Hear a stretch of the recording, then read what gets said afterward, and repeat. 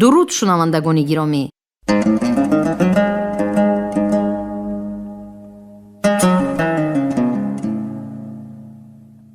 ба таваҷҷӯҳи шумо гуфтори адабӣ аз силсилаи хониши бадеӣ аз рӯи асари дар он дунёи нависандаи халқии Тоҷикистон Фазлиддин Муҳаммадиев дар қироати ҳунарманди шоистаи Тоҷикистон Бобохон Сатторӣ.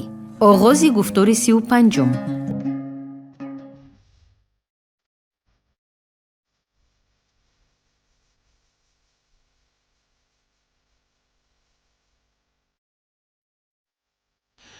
وعده به فردا.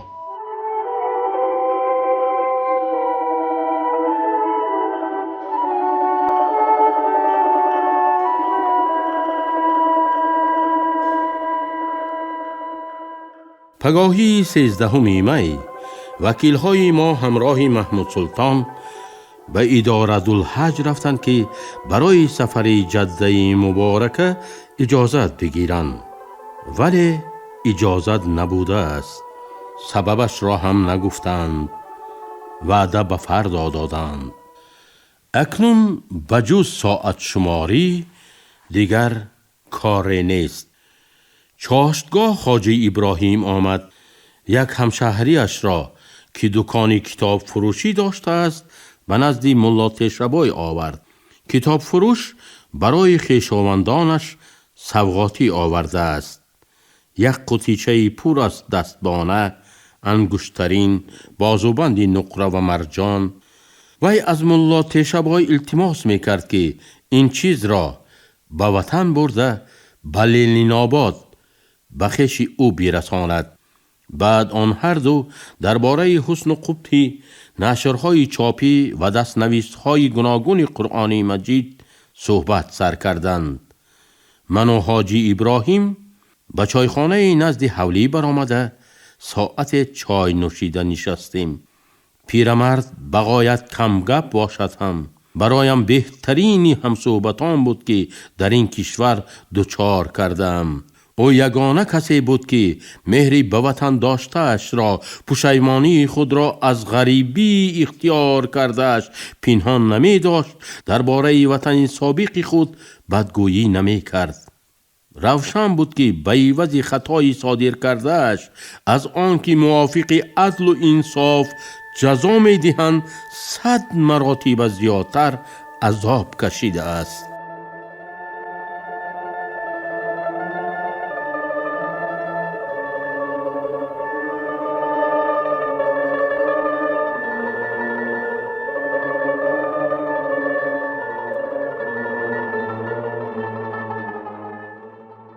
در خانه سقف بلندی دیوارهایش از دود و از گذشت زمان سیاه شده که روزانه هم گور بر این تاریک است تنها می نشینم. در سودان به سیر کوچه برآمده با مردم ناشناس ولی کشاده روی و مهربان آنجا هم صحبت شدن به کس نشعه می بخشید. در اینجا به کوچه برآیید غصه مرگتان می کنند. به مسافران ناپسندانه مناسبت می کنند. ظاهرا همیشه در یاد دارند که ششک اهل دنیا مسلمان است. مکه و مدینه آنها مرکز عالم اسلام و خودشان پایه های عام می باشند.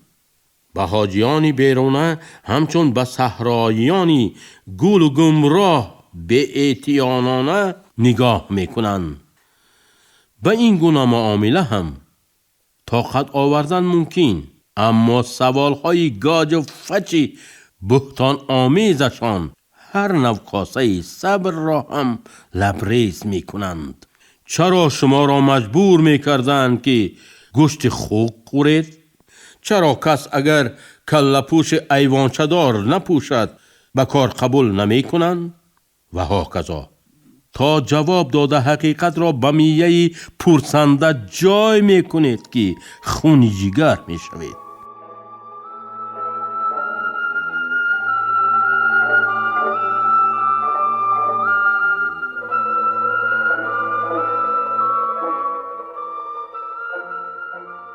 بعضی پرسنده ها به انصاف ترند. از سوالی تهمت آمیز به هیجان آمده گپ زدنتان را دیده از کار خود پشیمان می شوند و صلح‌جویانه عذرخواهی کرده از دیلتان برآوردنی می شوند. دین یک بقال پرسید که چرا در SSSR دین را منع کردند؟ رسان نیم ساعت جاغ زده فهمانیدم که منع نکردن. هر کس خواهد به مسجد می رود، خواهد در خانه‌اش طاعت و عبادت می کند. دین‌های مسلمانی، نصرایی، یهودی، بودایی همه برابر آزادند و هر کدام به سر خود وجود دارند. بقال متأثرانه گوش کرده ایستاد و در انجام صحبت سرش را با قهر جنبانیده خطاب کرد: آمریکا خبیث، آمریکا خبیث.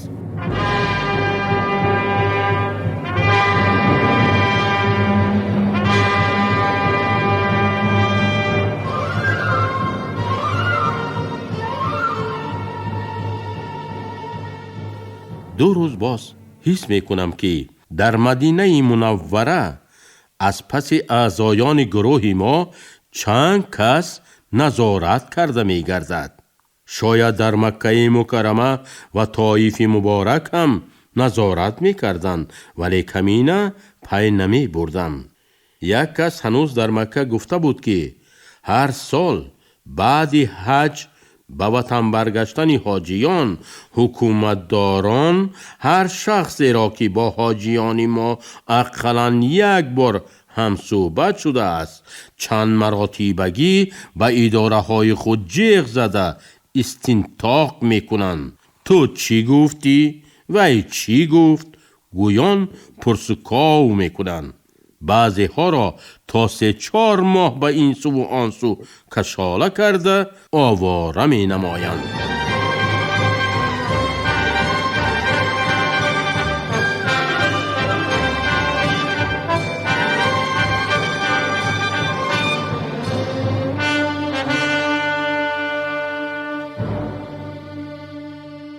عجبا، به چی اساس از حاجیان ما شبهه می کنند؟ اگر از من می پرسیدن خاطرشان را جمع کرده می دادم. می گفتم که خواطریتان بهوده است، برعکس باید شادی و سرافرازی کنید، چون که همه این برادران دوستان شمایند. اگر از این هم آشکارانه تر گوییم گماشته های ایدئولوژی شمایند.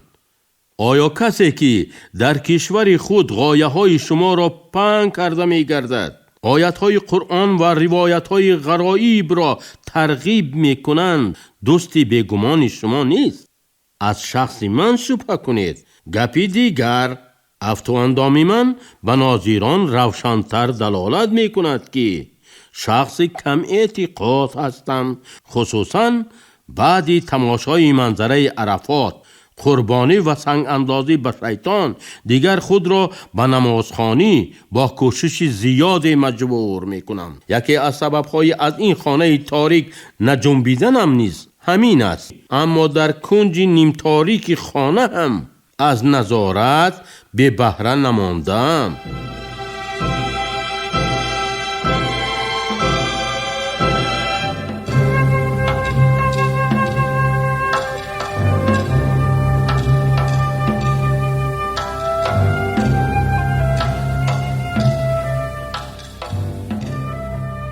پیشینی دفترچه‌ام را برآورده آخر قسم زیادی تبلیت و امپوله ها به طبابت دردمندان دیگر مملکت ها صرف شد. بوگالترهای ما آدمان خوب باشند هم به هر حال بوگالتر دیه. اقلاً از کدام کشور و ولایت بودن بیماران بیرونه را به هر احتمال قید کرده میمانم تا که اگر رفت و لازم شود، اقلاً از کدام کشور و ولایت بودن بیماران بیرونه را به هر احتمال قید کرده میمانم تا که اگر رفت و لازم شود رویخط درستری رسمی جدول و خانچه‌دار ساخته به حسابات خود علاوه کنم.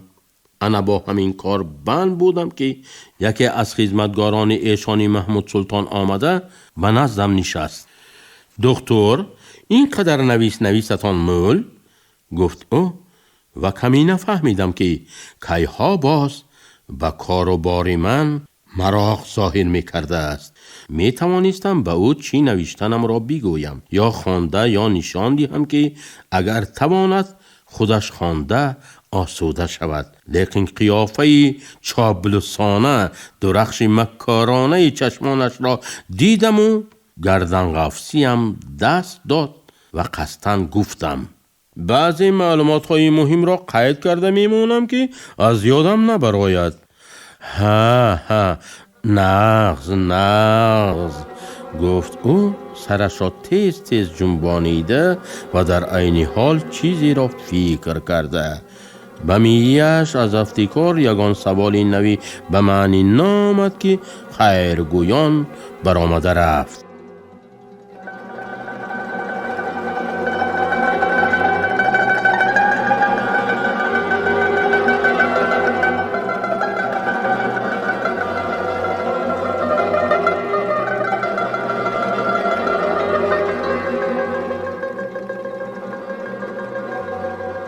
من خام خیال و عربستان فوتو آپارات هم برداشته آمدم.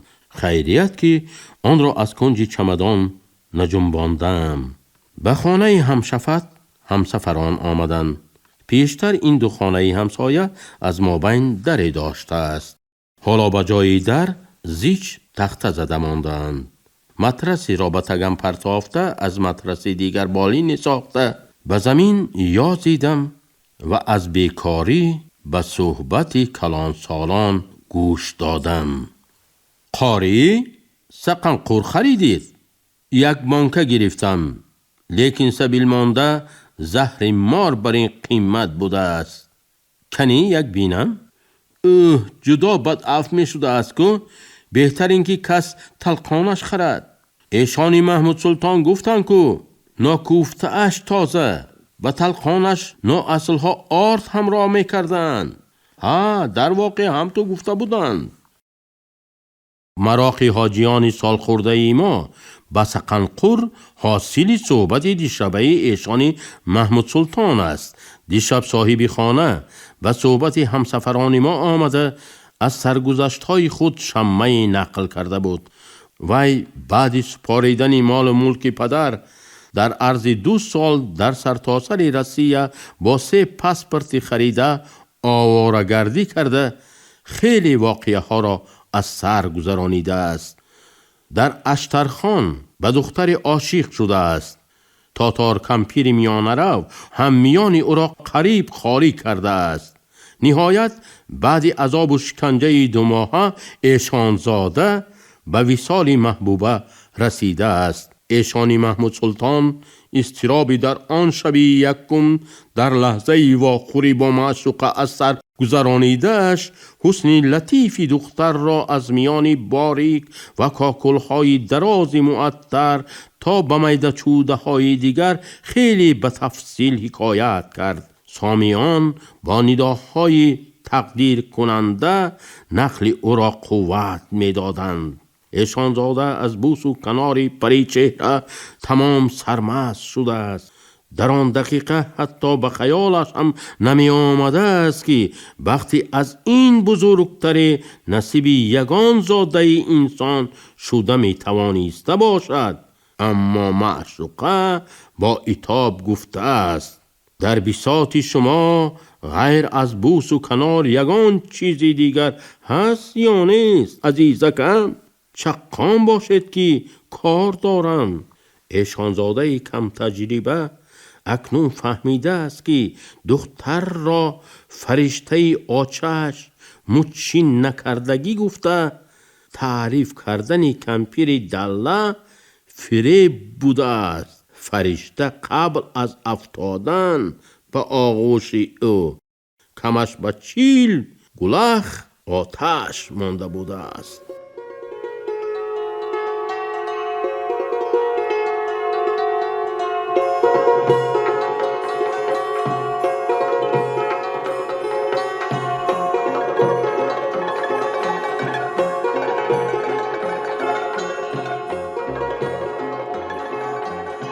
در این جای حکایه صدای خنده بلند شد. چند از سامعان در کجا بودن خود را فراموش کرده کاه می خندیدند. قاری اکه آنها را خاموش کردند. خیر، آخر دیگر فریب نخوردید می؟ ایشان نکه؟ پس خنده کنان پرسید یکی از شنونده ها. کور عصایش را یک بار گم می کند و به اثبات آن که کور عصایش را دیگر گم نکرده است، ایشان باز یک قصه دیگر را نقل کرد. پس از آن که دم و دعای مشکل کشای ایشان در بین اهالی مدینه منوره و موضعهای اطراف آن شهرت پیدا می کند، یک صراف پیری دولتمند او را به خانه‌اش دعوت کرده التماس می نماید که زنی بیماری او را از شرافت دعای خود بهره‌ور گرداند. زنی جوان صراف در مابین خانه روی جاگه می خوابیده است. ایشان محمود در پهلوی او نشسته دعا می خواند. دعا خوانان با گوشه چشم می بیند که از تگی پرده سفیدی که بروی زنی بیمار پرتافته شده است، دستی سفید و زیبای او نمودار می شود. ایشان آواز خود را بلندتر کرده با جهد دوچندان خواندن می گیرد. هنگامی که دست نازکی جوان زن تا سایید از تکی پرده بیرون می آید، حضرت ایشان دیگر تاب و طاقت را از دست داده چابک از جای برجسته از ترکیش در به دهلیز و از تیریزه بروی حولی نظری می اندازد و تازان به سری بالین بیمار برگشته پرده را از روی جوان زن بر می دارد و دستان آن صاحب جمال را بوسیده خطاب می کند. ای حور بهشتی، من قامت کمان شوهرت را دیدن زمانا فهمیدم که دردی تو چی درد است. خدای تعالی همه جا حاضر و ناظر شاهد است که تا تو را از چنگال درد نجات ندهم، فکر و خیال دیگر حرامم باد. معالجه زنی صراف 6 ماه دوام می کند. در این مدت جوان زن از دردی روحی و دیگر کسلی ها که بی فرزندی یکی از آنها بوده است نیز رها می یابد. سامعان در پایان قصه گوینده آن را با نداهای تحسین کننده تقدیر نمودند. تا این دم همخانه های کمینه هم غیر از اسرافیل که زیر لب زهرخنده کرده می نشست یک یک به خانه گذشتند. اکنون سامعان میزبان خوش چقچق را سوال باران کردند. ایشانکه چند فرزند دارید؟ در حولی خودم 6 نفر. خدا را شکر 3 تاش دستیار شده است. از عیال ها چند؟ 4 تا. الحمدلله 4 تک. افسوس که اینجا زن قیمت است. پیش نقص بود. در مصر حکومت دیگر بود و در هر سفرم مول رود 20-25 دینار خرج کرده یک دختر عالی جناب می آوردم. کلینی خوردی اتان هبش دختر است. ارزان افتاده بود. ارزان به علت نیست و قیمت به حکمت می گفتند دروغ بوده است. یا غلامتان بنده بابخت بودم که ارزان افتاده باشد هم مالی بی بها برآمد.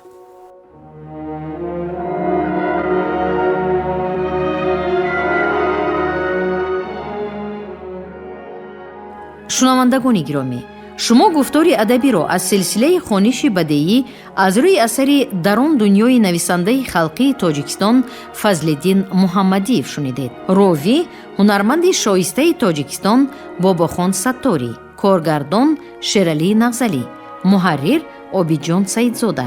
انجام گفتاری 35